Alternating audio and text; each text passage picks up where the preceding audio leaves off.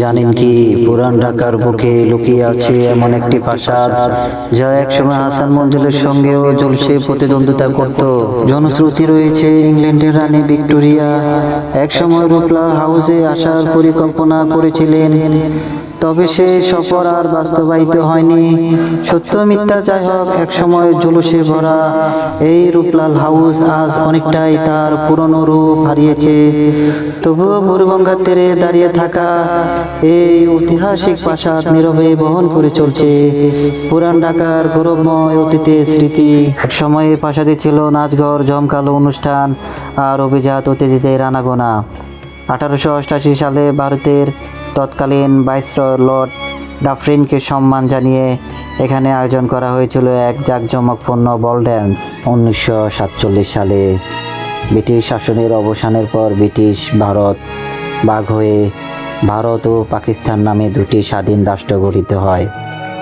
সেই সময় বর্তমান বাংলাদেশ ছিল পূর্ব পাকিস্তানের অংশ।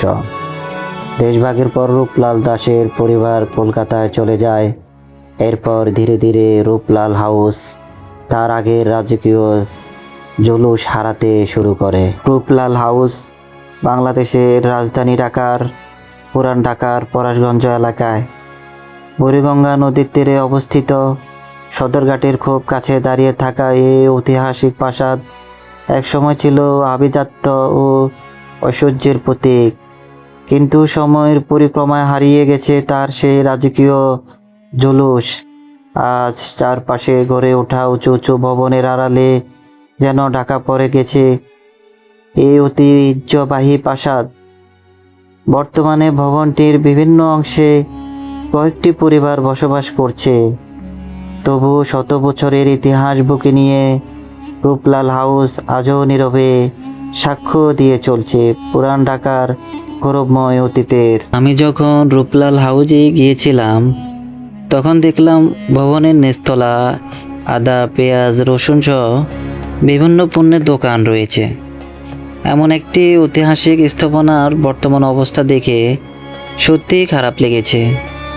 আমার ব্যক্তিগত মতে এই প্রাসাদটিকে যথাযথভাবে সংরক্ষণ করে একটি ঐতিহাসিক দর্শনীয় স্থান হিসেবে গড়ে তোলা হলে দেশ বিদেশের পর্যটকরা আমাদের ঐতিহ্য আরও ভালোভাবে জানতে ও উপভোগ করতে পারতেন।